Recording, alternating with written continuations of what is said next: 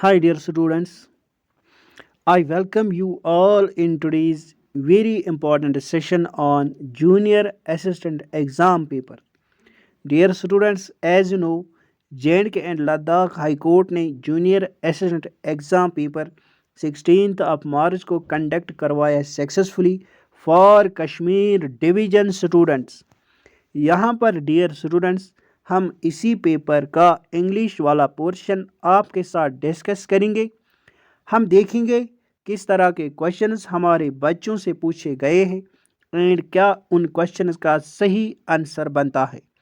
And यहाँ पर dear students आप अपना स्कोर भी ज़रूर देखोगे कि आपसे इंग्लिश पोर्शन में कितने क्वेश्चन सही मार्क हो गए हैं एंड कितने ऐसे क्वेश्चंस हैं जो आपने रॉन्ग किए हैं इस पेपर में। डियर स्टूडेंट्स, ये सेशन स्टार्ट करते हैं, लेकिन आपसे हमारी रिक्वेस्ट है आप इस प्लेटफॉर्म को ज़रूर सब्सक्राइब करोगे अगर आपने अभी तक ये प्लेटफॉर्म सब्सक्राइब नहीं किया है बच्चा। नेक्स्ट आप ये सेशन लाइक भी ज़रूर करोगे एंड ये सेशन आप अपने फ्रेंड्स के साथ शेयर भी ज़रूर करोगे। चलो अब हम स्टार्ट करते हैं आज का ये सेशन एंड देखते हैं इंग्लिश सेक्शन में हमारे बच्चों से किस तरह के क्वेश्चंस पूछे गए हैं। पहला क्वेश्चन हमने फाइंड आउट करना है error in the following sentence. हमने देखना है कि इस सेंटेंस के किस पार्ट में एरर है, हमने उसी पार्ट को मार्क करना है as our answer. Let me read out the sentence. I wish to heartily congratulate you for your astounding success. Dear students, मैं उम्मीद करता हूं कि आपने सी वाला पोर्शन इस क्वेश्चन का सही मार्क किया होगा। हमारे सी पोर्शन में इस सेंटेंस के सी पोर्शन में हमें एरर देखने को मिलता है। आपको अच्छे से पता होगा जो मेरा कॉन्ग्रेचुलेशन एक नाउन है, ये अपने साथ फिक्स्ड प्रपोजिशन ऑन लेता है, फॉर नहीं। सो यहाँ पर मेरा ऑन होना चाहिए जबकि यहाँ पर फॉर है एंड ये कहाँ पर है, सी पोर्शन में। एंड मेरा यहाँ पर सही आंसर बनता है C part contains error. So I wish to heartedly congratulate you on your astounding success. Next आते हैं। नेक्स्ट बच्चा हमसे पूछा गया है find the error. We have to find the error in the given sentence. चलो रीड आउट करते हैं सेंटेंस को।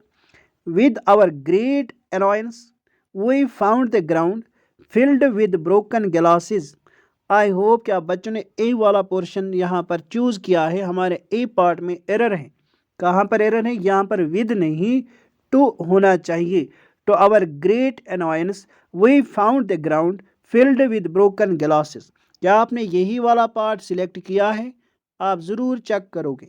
चलो आते हैं नेक्स्ट क्वेश्चन के ऊपर बच्चा। नेक्स्ट क्वेश्चन हमसे पूछा गया है, पहले हम ये इंस्ट्रक्शन रीड आउट करेंगे अच्छे से कि हमसे क्या पूछा गया है। In the following questions out of the four alternatives choose the one which can be substituted for the given words oblique sentence. हमने इस सेंटेंस को क्या बच्चा करना है, रीड आउट करना है with our full concentration and हमने फिर एक one word in given words में से चूज करना है जो फिट बैठता है to the meaning of this sentence. चलो हम सेंटेंस देखते हैं क्या पूछा गया है। पहले हम इसको क्लियर करते हैं। देखो हमसे यहाँ पर सेंटेंस दिया गया है, a person of obscure position who has gained wealth. एक ऐसे पर्सन को हम क्या नाम देंगे इन अ वन वर्ड जिसके पास काफ़ी सारी वेल्थ है एंड जिसकी पोजीशन ओबस्क्योर है। सो यहाँ पर मुझे सही वर्ड मिलता है parvenu. Option number C is our correct answer. क्या आप बच्चों ने यही वाला पार्ट सिलेक्ट किया है, ऑप्शन सी सिलेक्ट किया है इस क्वेश्चन का, तो आपका आंसर यहाँ पर सही गया है। देखो डियर स्टूडेंट्स, अब हम इन ऑप्शंस का भी पोस्टमार्टम करते हैं क्योंकि हो सकता है फिर किसी और पेपर में ये वर्ड्स हमें देखने को मिले। So it is important for us to know the meaning of these words and वही मैं यहाँ पर आपके लिए करता हूँ एंड आप याद रखोगे इन वर्ड्स की मीनिंग भी। पहला वर्ड मुझे मिलता है एक्स्ट्रावेगेंट। देखो डियर स्टूडेंट्स याद रखोगे, extravagant is a person who spends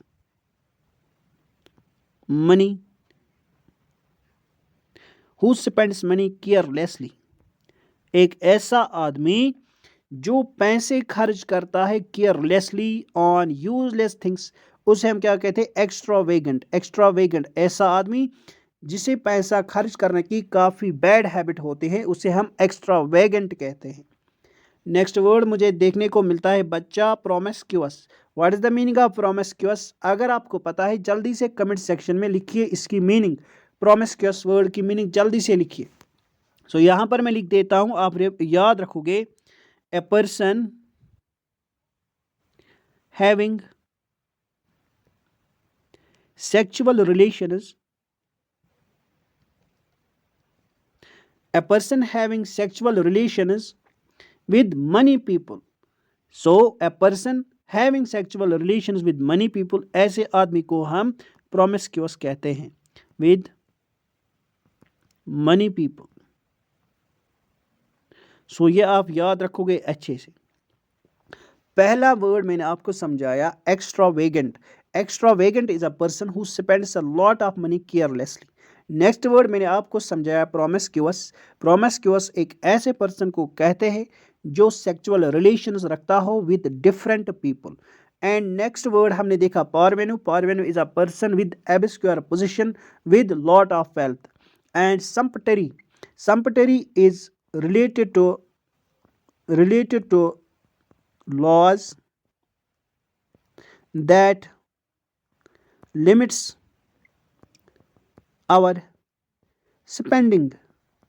So sumptuary is related to laws that limits our spending on our personal items. So sumptuary हमें रोक लगाता है from spending a lot of money on our personal items. I am going to repeat for you. Extravagant ऐसा आदमी जो काफ़ी सारे पैसे खर्च करने का आदी हो। नेक्स्ट हमने समझाया आपको promiscuous. Promiscuous is a person having sexual relations with many people. Next हमने देखा parvenu is a person with obscure position who has gained lot of wealth. Next हमने देखा sumptuary is related to laws that limits our spending on our personal items. All these words are very much important for you. आप हर एक word को अच्छे से याद रखोगे एंड मैंने यहाँ पर बार बार रिपीट किया ताकि आपको अच्छे से यहीं पर याद रहे ये वर्ड्स। आते हैं बच्चा नेक्स्ट क्वेश्चन के ऊपर। Let me clear this first. हमने ये वर्ड्स अच्छे से याद रखने ताकि हमें आने वाले एग्जाम्स में जब ये वर्ड्स इनकाउंटर हो जाए हम इन वर्ड्स को अच्छे से आंसर करें। देखो बच्चा नेक्स्ट हमसे पूछा गया है, a study of sounds is known as.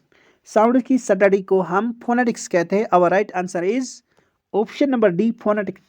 Phonetics. चलो बच्चा अब हम देखेंगे ऑप्शन नंबर ए पर जो वर्ड दिया गया है semantics. What is the meaning of semantics? याद रखोगे। अगर आप बच्चों को पता है जल्दी से कमेंट सेक्शन में इस वर्ड की मीनिंग लिखिए।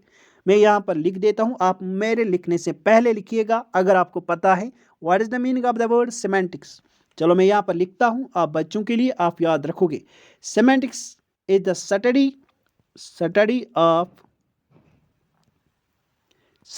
Of the meaning of words and phrases. What is the meaning of semantics? Semantics is the study of the meaning of words and phrases. Next word हमें देखने को मिलता है स्टाइलिस्टिक्स। स्टाइलिस्टिक्स क्या है? It is a branch of linguistics. Stylistics क्या है? It is a branch of linguistics which is focused on the study of distinctive styles of literature. क्या है? Study of distinctive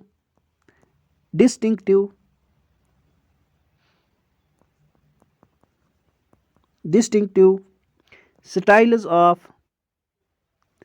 literary genres or literary genres. So what is stylistics? Stylistics is a branch of linguistics which is focused on the study of distinctive styles of literary genres. अच्छे से याद रखोगे। पहला word मैंने आपको समझाया बच्चा semantics. Semantics is the study of the meaning of words and phrases. Next word मैंने आपको समझाया stylistics.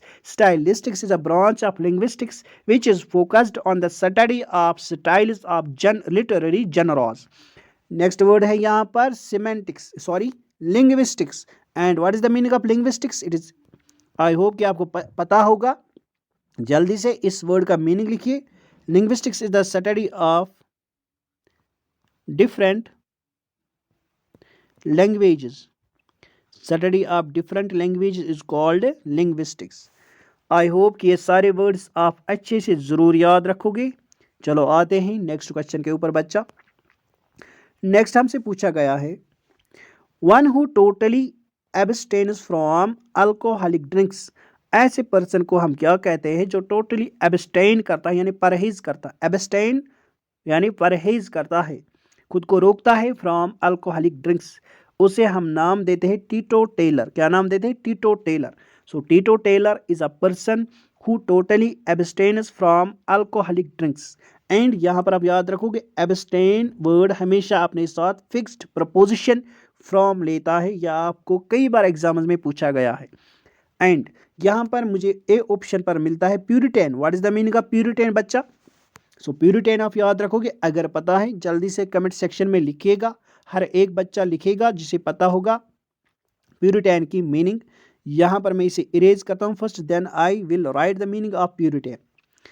प्यूरिटेन की मीनिंग क्या है बच्चा? याद रखोगे, puritan person with high moral values. So Puritan is a person with high moral values. याद रखोगे, हो सकता है किसी और पेपर में अगर ये वर्ड इनकाउंटर हो जाए तो आप अच्छे से इस वर्ड को लिख पाओ। So puritan is a person with high moral values and standards. Next word हमें मिलता है समरिटेन। समरिटेन, समरिटेन आप याद रखोगे, samaritan is a person who is helpful to needy people. So person helps needy. So Samaritan is a person who helps needy people. Next word हमें देखने को मिलता है सी ऑप्शन पर पेडेंट। सो पेडेंट अगर मीनिंग पता है बच्चा तो जल्दी से आप इस वर्ड की मीनिंग लिखिएगा। So pedant is a person who is too much concerned with minor details and rules of knowledge. So pedant एक ऐसा आदमी है जो शो ऑफ करता है his knowledge by laying too much focus on minute details and rules. So pedant is a person who is having a bookish knowledge with minute details and rules of knowledge. ये आप अच्छे से याद रखोगे। आई hope कि ये words भी आपको अच्छे से याद रह गए होंगे। चलो बच्चा आते हैं नेक्स्ट क्वेश्चन के ऊपर। सो नेक्स्ट मुझे जूनियर असिस्टेंट में जो क्वेश्चन देखने को मिला है बच्चा वो है a name adopted by an author in his writings.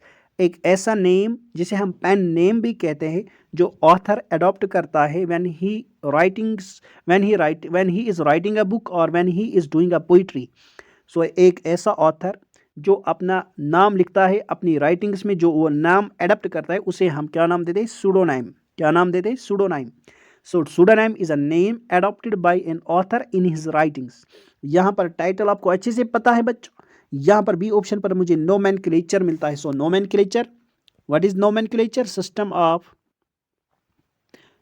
Of naming things. So system of naming things is called nomenclature. याद रखोगे बच्चा अच्छे से। नेक्स्ट मुझे देखने को मिलता है निक नेम। सो निक नेम आपको पता होगा। Name, nickname is a name given by one's family. Name given by one's family, उसे हम नाम देते हैं निक नेम। मान लो किसी का नाम है राजू श्रीवास्तव। मान लो किसी का नाम है सुब्रमण्यम। क्या नाम है? सुब्रमण्यम। अगर उसे घर वाले क्या नाम देंगे? सुबू। क्या नाम देंगे? Subu. So Subu is a nickname, या आप याद रखोगे गिवन बाय फैमिली। चलो आते हैं नेक्स्ट क्वेश्चन के ऊपर। नेक्स्ट मेरा क्वेश्चन पूछा गया है बच्चा, वो हम यहाँ पर देखते हैं क्या पूछा गया है। The line which a plough cuts in the ground. देखो आपने प्लो देखा होगा, अगर आपने नहीं देखा let me draw a plough here. मैं कोशिश करूंगा कि प्लो ही जैसा कुछ यहाँ पर बनाऊं ताकि आपको दिखे कि प्लो कैसा होता है। ये मेरा प्लो होता है। क्या होता है डियर स्टूडेंट्स? प्लो। एंड ये होता है use in order to till our land, इसे हम यूज करते हैं in order to till our land. यहां पर इस प्लो के होता है एक नोकीला सा पॉइंट जो जमीन को क्या करता है, कट करता है। एंड जहां जहां से ये प्लो हमारी खेत में चलता है वहां वहां से ये एक लाइन जैसी कट करता है, इस तरह की। यहां भी मिट्टी होती है, यहां से भी मिट्टी आती है एंड बीच में एक लाइन बनती है, उसे हम क्या नाम देते हैं, उसे हम नाम देते हैं फुर्रो। क्या नाम देते हैं, फुर्रो। So what is the answer, C option was the answer of this question. I hope कि आप बच्चों ने सही आंसर मार्क किया होगा। एंड यहाँ पर इसके आगे ये जो मेरा प्लो है, इसके आगे यहाँ पर बेल्स बंधे होते हैं जो इसको चलाते हैं। एंड पीछे यहाँ पर इसको पकड़ते हुए एक आदमी होता है इन बेलों के पीछे। चलो डियर स्टूडेंट्स, ये जो लाइन होती है इसे हम फुर्रो कहते हैं। Let me erase this all first. पहले हम इसको इरेज करते हैं। अब आते हैं डियर स्टूडेंट्स, ऑप्शन ए पर मुझे मिलता है वेल। एंड वेल हम वेली को कहते हैं, वेल इज अ वेली। क्या नाम, वेल को हम वेली को हम वेल कहते हैं। And trench, deep whole in A ground, एक ग्राउंड में जो डीप गड्ढा होता है उसे हम क्या कहते हैं, ट्रेंच कहते हैं। एंड फुर्रो मैंने कहा line which is cut by the plough in our lands. And trough is a low area between two higher elevations, between two higher places भी आप लिख सकते हो। तो याद रखोगे, वेल हम वेली को कहते हैं बच्चा, ट्रेंच हम कहते हैं एक ऐसे डीप होल को जो ग्राउंड में रहता है। And trench is also cut by the water in our ground, जब पानी ऊंचाई से नीचे गिरता है तो वहां पर जो गड्ढा बनता है उसे हम ट्रेंच कहते हैं। And furrow is a line which is cut by the plow in our ground, and trough is a lower area between two higher elevations. I hope कि ये सारे वर्ड्स आपको अच्छे से पता लग गए। अब आप इन्हें ज़रूर यहीं पर याद रखोगे। चलो बच्चा देखते हैं नेक्स्ट क्वेश्चन। देखो नेक्स्ट क्वेश्चन हमसे पूछा गया है, पहले हम इंस्ट्रक्शंस को पढ़ते हैं कि हमने चूज क्या करना है। सो यहाँ पर हमने वो वर्ड चूज करना है जो अपोजिट इन मीनिंग होगा to the given word. Given word यहाँ पर मेरा है कल्टिवेटेड, जो कल्टिवेटेड वर्ड के अपोजिट में होगा मीनिंग में, उसी को हमने चूज करना है। चलो देखते हैं। यहाँ पर मैं इसे फिट करता हूँ स्क्रीन में ताकि आपको हर एक ऑप्शन अच्छे से दिखे। देखो बच्चा, मान लो मुझे ये कल्टिवेटेड वर्ड का मतलब ही नहीं पता। अब मैं ऑप्शन एलिमिनेशन से अपने क्वेश्चन के आंसर पर आ सकता हूं। कैसे, देखो यहां पर मुझे जेंटील वर्ड मिला, स्वैव वर्ड मिला एंड रिफाइंड वर्ड मिला। All these words are having the same meaning, they are following in a same category. इनके इन वर्ड्स की मीनिंग जो है वो एक ही है। स्वैव को हम, जेंटल को हम स्वैव भी कहते हैं, रिफाइंड भी कहते हैं। एंड इसी तरह से रिफाइंड को जेंटेल भी कह सकते हैं, स्वैव भी कह सकते हैं, एंड रिफाइंड भी कह सकते हैं। All these words are having the same meaning which is sophisticated. क्या है, sophisticated, which is cultured, which is refined, जो यहाँ पर भी दिया गया है। सो यहाँ पर मुझे एक ही वर्ड डिफरेंट मीनिंग का मिला है, वो है मेरा क्रूड। सो क्रूड जो वर्ड है ये है opposite in the meaning to the word cultivated. So मेरा आंसर है option number A. I hope कि आप बच्चों ने भी यही आंसर किया होगा। सो अगर आपने यही वाला ऑप्शन चूज किया है तो आपका आंसर सही गया है। सो कल्टिवेटेड वर्ड की क्या मीनिंग है, जेंटील इसकी मीनिंग है, स्वैव इसकी मीनिंग है, एंड रिफाइंड इसकी मीनिंग है। And crude is the word which is opposite in the meaning to the word cultivated. मेरा आंसर क्या है, ऑप्शन नंबर ए। आते हैं नेक्स्ट क्वेश्चन बच्चा हमसे पूछा गया है impertinent. What is the meaning of impertinent. पहले आप इसकी मीनिंग पता करो, अगर मीनिंग पता होगी तो आप अच्छे से आंसर कर सकते थे इस क्वेश्चन का। एंड हमने यहाँ पर आपको याद रखना, हमने वो वाला वर्ड चूज करना है जो अपोजिट होगा meaning to the word impertinent. And यहाँ पर मुझे वो डी ऑप्शन पर देखने को मिलता है, कोटियस।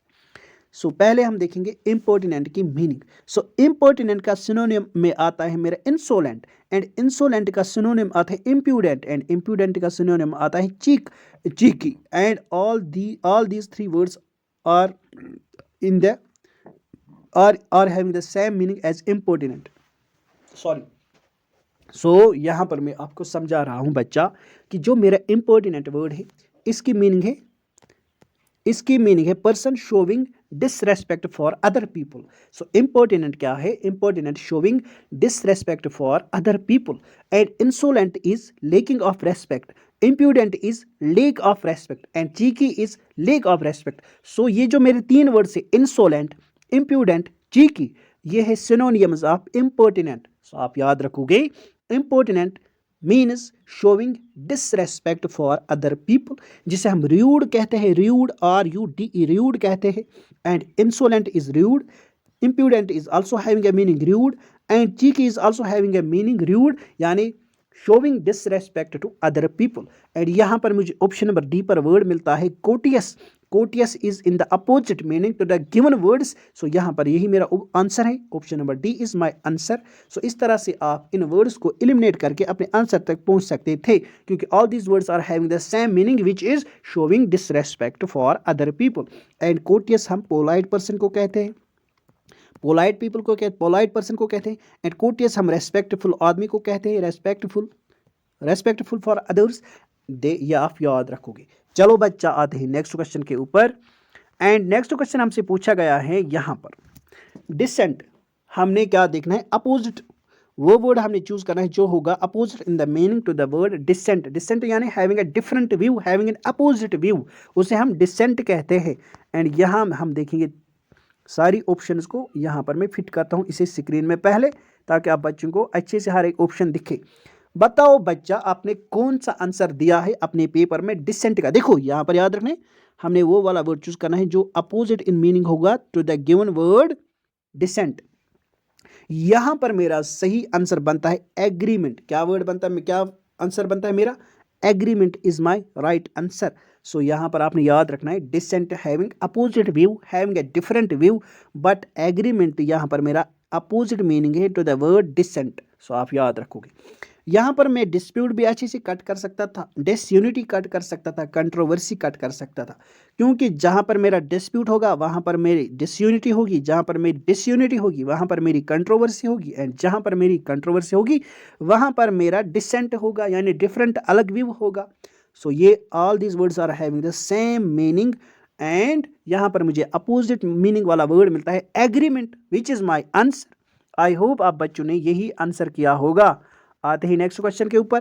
देखो ये क्वेश्चन मैं रखूंगा इन अ डाउटफुल कैटेगरी। आप बोलोगे क्यों सर? देखो यहाँ पर हम सीमी वर्ड की मीनिंग अगर देखेंगे तो सीमी वर्ड की मीनिंग है अनप्लेजेंट, एंड यहाँ पर मैंने क्या चूज करना था? अपोजिट मीनिंग वाला वर्ड, एंड यहाँ पर अपोजिट मीनिंग वाला वर्ड चूज करना है।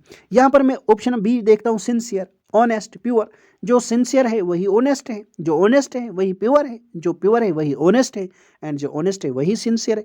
All these words are having the same meaning, ये एक दूसरे के सिनोनियम्स है, बट यहाँ पर मैंने अपोजिट मीनिंग वाला वर्ड चूज करना था। यहाँ पर मुझे तीन ऑप्शन मिले, एंड यहाँ पर मैंने सीमी का जो सिनोनियम वर्ड है वो है यहाँ पर अनप्लेजेंट, बट मैंने अपोजिट मीनिंग वाला वर्ड चूज करना है। तो ये क्वेश्चन मैं इसलिए डाउटफुल कैटेगरी में रखूंगा, डाउटफुल कैटेगरी में रखूंगा। अगर आप बच्चों ने इस क्वेश्चन का कोई ऑप्शन आंसर किया है, आप मुझे कमेंट सेक्शन में ज़रूर बताओगे। अगर आपने ऑप्शन बी चूज किया है तो क्यों किया है, अगर आपने ऑप्शन सी चूज किया तो क्यों किया, अगर आपने ऑप्शन डी चूज किया तो क्यों किया, आप मुझे ज़रूर बताओगे। हो सकता है कि आपसे मुझे सीखने को कुछ मिले, तो मैं उम्मीद करूंगा कि आप ज़रूर मुझे अपना आंसर रिप्लाई करोगे कि आपने इस सीमी वर्ड का आंसर कौन सा ऑप्शन किया है, तो आप ज़रूर बताओगे। मैं ये एक्सपेक्ट करूंगा कि आप मुझे अपनी रेस्पॉन्स ज़रूर भेजोगे कि आपने इस सीमी वर्ड का क्या आंसर किया है, क्योंकि सीमी वर्ड की मुझे मीनिंग यहाँ पर मिलती है बच्चा। सीमी वर्ड की मीनिंग पर आते हैं। What is the meaning of the word semi? So semi word की मीनिंग है बच्चा रफ, सीमिंग वर्ड की मीनिंग है बच्चा रफ, सीमिंग वर्ड की मीनिंग है बच्चा शेमफुल, सीमी वर्ड की मीनिंग है शेमफुल, सीमी वर्ड की मीनिंग है अनप्लेजेंट, एंड यहाँ पर मुझे अपोजिट मीनिंग वाला वर्ड चूज करना था, जबकि मुझे यहाँ पर तीन ऑप्शंस मिले हैं। तो आप मुझे बचाओ, same all these words are having the same meaning. So आप मुझे बताओगे बच्चा कि आपने क्या आंसर किया है इस सीमी का। सो आप मुझे अपना रिप्लाई ज़रूर भेजोगे। चलो आते हैं नेक्स्ट क्वेश्चन के ऊपर, एंड ये क्वेश्चन में फिलहाल डाउटफुल कैटेगरी में रखता हूँ। Next, in the following questions, out of the four alternatives, choose the one which best expresses the meaning of the given word. यहाँ पर मैंने ब्रूटलाइज वर्ड की वो वर्ड चूज करना है जो ब्रूटलाइज वर्ड के करीब मीनिंग रखता हो। पहले वर्ड जो मुझे दिया गया, पहला word device, device means to conceive something, device means to conceive something और to conceive a plan. So ये मेरा नहीं है। स्ट्राइक यानी आपको पता है, स्ट्राइक हम हर ताल को कहते हैं। एंड सिटर, सिटर की मीनिंग क्या है? To mix a liquid, stir की मीनिंग क्या है? To mix a liquid. And इसी तरह से सिटर की और एक मीनिंग आती है टू प्रवोक, टू प्रवोक, किसी को प्रवोक करना, किसी को इंस्टिगेट करना, किसी को कैंडल करना। सो यहाँ पर मेरा जो ब्रूटलाइज वर्ड है, इसके करीब में जो वर्ड आता है मीनिंग में, वो है मेरा इल ट्रीट। सो मेरा आंसर क्या है? इल ट्रीट, इल ट्रीट, ये मेरे आंसर नहीं है। आई होप कि आपने भी यही वाला ऑप्शन चूज किया होगा। आते हैं नेक्स्ट क्वेश्चन पे। बच्चा नेक्स्ट क्वेश्चन हमसे पूछा गया है, हमने यहाँ पर सेम मीनिंग वाला वर्ड चूज करना है, पिनेकल। सो पिनेकल हम किसी चीज़ की टॉप को कहते हैं, किसी चीज़ की समिट को कहते हैं। एंड यहाँ मुझे समिट ऑप्शन मिलता है, ऑप्शन ए में समिट वर्ड मुझे मिलता है, जो है in the same meaning of pinnacle. So pinnacle is a top most part of something and summit is a top most part of something. And यहाँ पर मेरा सही आंसर बनता था ऑप्शन नंबर ए। आप मुझे ज़रूर बताओगे कि आपने ऑप्शन नंबर ए चूज़ किया, तो आपका आंसर सही गया है। चलो आते हैं नेक्स्ट मुझे वर्ड मिलता है garble. What is the meaning of garble? मैंने वही वर्ड चूज करना है जो होगा क्लोज मीनिंग रखता हो गॉर्बल वर्ड के। यहाँ पर मुझे वो वर्ड मिलता है ऑप्शन नंबर सी पर, कन्फ्यूज। सो कन्फ्यूज क्या वर्ड, क्या मीनिंग रखता है? To confuse something. तो इसी तरह से गार्बल की मीनिंग क्या है? कन्फ्यूज। ये आप याद रखोगे। चलो आते हैं नेक्स्ट क्वेश्चन के ऊपर एंड आप मुझे बताओगे कि आपने यही वाला ऑप्शन चूज किया है। यहाँ पर मुझे एक और वर्ड मिलता है पंपस। पंपस यानी देखो, पंपस का मतलब क्या है आप ये याद रखोगे। Pompous means to show that you are more important than others. Pompous means showing that you are more important than others, but actually you are not, आप कोशिश करते हो ये दिखाने की कि आप ज़्यादा इंपॉर्टेंट हो from others, but actually you are not. So this is the meaning of pompous. And यहाँ पर मेरा सेम मीनिंग वाला वर्ड मिलता है प्रिटेंशियस यानी to pretend that you are more important than others. I hope कि आपने भी यही वाला ऑप्शन चूज किया है। What is the meaning of supportive यानी हेल्पफुल। डिमांडिंग यानी demonic money needs greater attention and care, उसे हम demanding कहते हैं, demanding greater attention and care। next flashy means attractive। चलो यहां पर अगर आपने पंपस का जो सही वाला क्लोज मीनिंग वाला वर्ड मिलता है वो है ऑप्शन नंबर ए पर, प्रिटेंशियस। अगर आपने ये वर्ड चूज किया है तो आपका आंसर सही गया है। चलो नेक्स्ट आते हैं। नेक्स्ट हम देखेंगे बच्चा हमसे क्या पूछा गया था। हमसे पूछा गया था when she potted dash her parents her eyes wire full of tears. यहां पर मैंने चूज करना है कि पार्ट के साथ मेरा कौन सा प्रपोजिशन आएगा। सो आपने याद रखना है बच्चा, जब हम पार्ट वर्ड यूज करते हैं तो पार्ट वर्ड के साथ हम दो फिक्स्ड प्रपोजिशंस को यूज करते हैं। एक है फ्रॉम, नेक्स्ट है विद। देखो अगर हम लिविंग थिंग्स की बात करते हैं तो हम हमेशा फ्रॉम यूज करते हैं। अगर हम नॉन लिविंग थिंग्स की बात करते हैं तो हम हमेशा यूज करते हैं with preposition, with part, with. देखो यहां पर हमसे सेंटेंस में हम देखेंगे हमसे लिविंग थिंग्स की बात आती है या नॉन लिविंग, तो यहाँ पर लिविंग थिंग्स यानी when she potted from her parents, क्योंकि यहाँ पर पेरेंट्स जानदार है। When she potted from her parents, so parents क्या है? ये जानदार है, ये इंसान है, इनके पास क्या है? इनके पास सोल है। So when she potted from, यहाँ पर फ्रॉम आएगा यानी option A, her parents her eyes wire full of tears, यानी मेरा ऑप्शन नंबर ए। अगर आपने ऑप्शन ए चूज किया तो आपका आंसर सही गया। अगर नॉन लिविंग थिंग्स की बात आती तो हम यूज करते हैं विद। चलो आते हैं नेक्स्ट क्वेश्चन के ऊपर बच्चा। Next, he went dash to oblige his superior. अगर आपको पता है, अगर आपको ये पता है, पेन ने काम करना चाहिए। अच्छा ये लिखने लगा, go out to his way. अगर आपको इस फ्रेज की मीनिंग पता है, go out to his way, इसकी मीनिंग है to try to do something hard, to try to do something hard, यानी अपने सुपीरियर को ओब्लाइज करना, अपने सुपीरियर को ओब्लाइज करना। ये क्या करता है, इट मीन्स टू ट्राई, ये क्या कोई डिफिकल्ट काम करने लगता है, यानी ये कोई हार्ड काम करने लगा है। He went to oblige his superior, यहाँ पर आएगा he went out of his way, he went out of his way, go out of, ये जो go out to his way, इसका मतलब है to try do something hard in order to please someone. So he went out of his way to oblige his superior। सो यहाँ पर मेरा option B सही बनता है। आप याद रखोगे, go out to his way का मतलब है to try to do something hard in order to please something या और someone, या आप अच्छे से याद रखोगे। यहाँ पर मेरा go की सेकंड फॉर्म आती है went, so he went out of his way to, he went out of his way, यहाँ पर ऑफ है, he went out of his way to oblige his superior, ये आप अच्छे से याद रखोगे। आते हैं नेक्स्ट क्वेश्चन के ऊपर। नेक्स्ट क्वेश्चन है, during a period of protected illness, यानी long illness, protected means long, during a period of protected illness the sick can become infirm, यानी कमजोर बनना, वीक बनना, कामा, लूजिंग, यहाँ पर ऑप्शन डी है हमारा सही answer, losing both the strength to work and money of the specific skills that were once possessed. So मेरा option D is right answer. आपने भी अगर यही ऑप्शन चूज किया है तो आप मार्क्स ऐड करोगे। चलो आते हैं नेक्स्ट क्वेश्चन के ऊपर।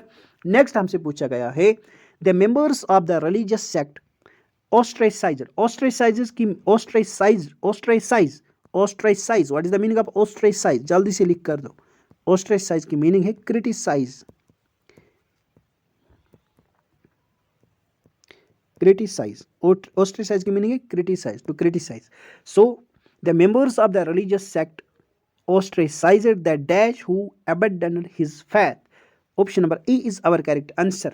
The members of the religious sect ostracized the who covered had abandoned his faith.